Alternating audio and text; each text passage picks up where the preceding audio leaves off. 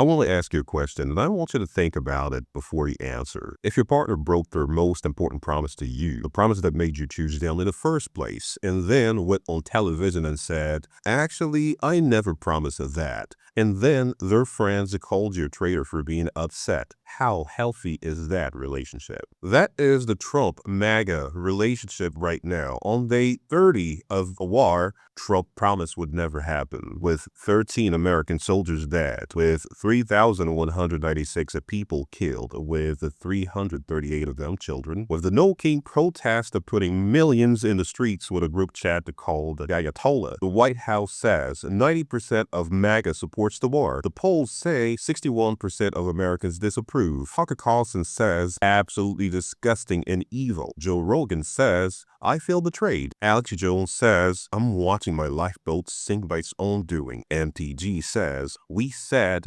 no more foreign wars on stage after stage after stage. Welcome to the show. I'm Davy Jones Carpenter. Today we are doing a full relationship diagnosis. Is the Trump-MAGA relationship a peach blossom? Or is it hotter than hell's kitchen? Get comfortable. This one has layers. A few good men. Colonel Jessup says, you can't handle the truth. The truth that MAGA cannot handle right now is that the promise they voted for was never going to survive contact with the people Trump actually surrounding himself with. They bought the ticket, they just did not read the fine print. Let me establish the premise, because everything else flows from this. Trump ran for president 3 times on one core foreign policy message. No more wars, no more Middle East interventions, no more sending American sons and daughters to die for other countries' problems. America first, America home. He said it in 2016, he said it in 2020, he said it louder in 2024, and the wars. Stop the bleeding. Come home. That was the deal. The Hodge brothers, MAGA influencers with millions of followers, said it plainly. Freeing the people of Iran is not why I voted for Trump. President Trump has completely lied to his voters, backstabbed our country, and has disgraced his legacy beyond repair at this point. Biggest fall from grace I've ever seen. That is a never-Trumper. That is not a Democrat. That is someone who voted for Trump and built their platform around supporting him, saying, you lied to us. Marjorie Taylor Greene, who has been one of Trump's most loyal defenders in Congress for years, hosted the Trump admin actually asked in a poll how many casualties voters were willing to accept in a war with Iran. How about 0, you bunch of sick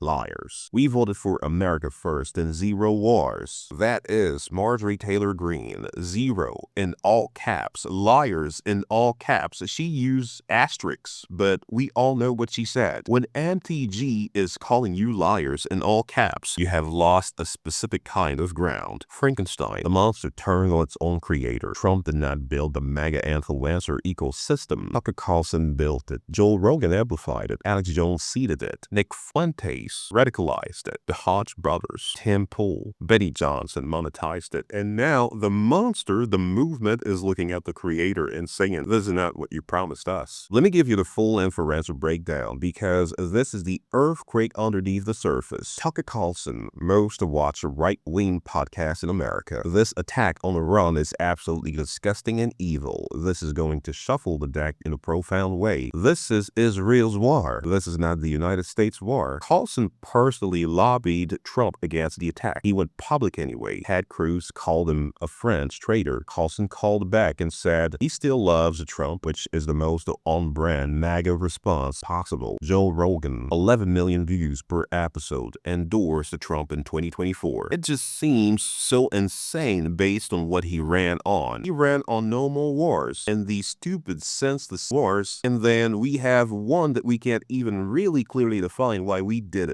I mean, this is why a lot of people feel betrayed. Rogan has also been critical on immigration, race, deportation policy, and economic promises. He is the most important son defection of the coalition. Alex Jones, InfoWars, conspiracy godfather of MAGA. I needed Trump as my lifeboat. It may not be perfect, but it's the lifeboat I've got, and I'm watching it sink by its own doing. Jones becomes emotional on air. He said, it's sad to see something you fought and bled for die. When Alex Jones, who has spread every Trump conspiracy since 2015, is eulogizing the movement on the podcast while crying, something has shifted. Nick Fuentes, far-right America First podcaster, 500,000, 100 million views per episode. I'm voting Democrat in 2026 because white people can play both sides too. The GOP broke every single promise. Epstein file cover-up, regime change war in Iran, no mass deportations. The GOP must be purged and burned to the ground in 2026. Nick Fuentes is telling his own followers to vote Democrat in the midterms this November. Megyn Kelly, MAGA adjacent, appeared on the campaign trail for Trump in 2024. I have serious doubts about what we're doing. 7 U.S. personnel dead, 175 young girls dead in Iran. Sean Hannity is Lindsey Graham by a different name. It's amazing to watch them cheerlead this. She specifically called out Fox News for cheerleading the same way they cheerled Iraq on her own platform. Candace Owens, Andrew Tate, Tim Pool, Benny Johnson all expressed the varying degrees of opposition, doubt, or betrayal. Benny Johnson said, I have mixed emotions. It's bad, you know? It's really bad. I was promised this wouldn't turn into a larger regional conflict. Andrew Tate, why would going into a war with Iran benefit anyone in America at all? That is the ecosystem that built Trump's 2024 victory, not the Republican Party establishment, not Fox News. These people, these podcasts, these platforms, and they are fracturing. The Real Housewives, the table flip movement. Trump's response to the influencer rebellion is the most housewives energy of any presidential response in American history. You are not MAGA. I am MAGA. Teresa Judas at the Post fashion show, except with nuclear codes. Trump did not take the defections quietly. Of course he did not. He posted on Truth Social in response to critics, conservative commentator Mark Levin, who has been loudly pro-war. They are not MAGA. I am. All caps of 5 words, the President of the United States during an act of war, posting about who gets to use the acronym. Mark Levin went further. He called Tucker Carlson, Megyn Kelly, and Steve Bannon traitors and pimps for the enemy. He said, there are traitors among us, like Megyn Kelly, in my humble opinion,